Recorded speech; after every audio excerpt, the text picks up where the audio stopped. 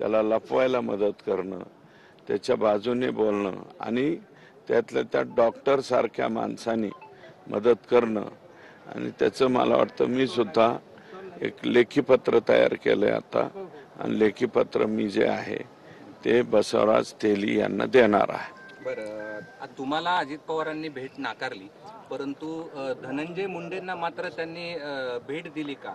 असं काही नाही।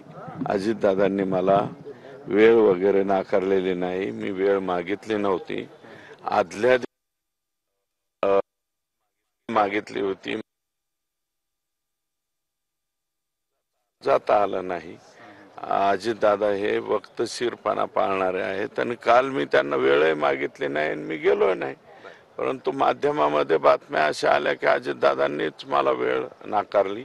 असं काही झालेलं नाही।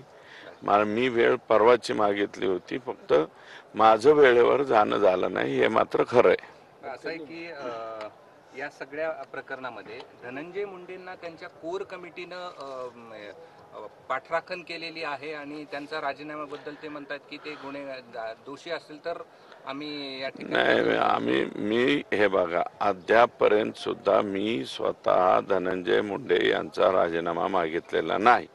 या प्रकरणामध्ये ते राजीनामा त्यांच्याच पार्टीचे लोक मागतात, त्यांची कोर कमिटी त्यांच्या बरोबर असेल, अजितदादा त्यांच्या बरोबर असतील तर हा त्यांचा प्रश्न आहे ना, त्यांच्या पक्षाचा प्रश्न आहे। आमच्या भारतीय जनता पार्टीचा प्रश्न आहे का?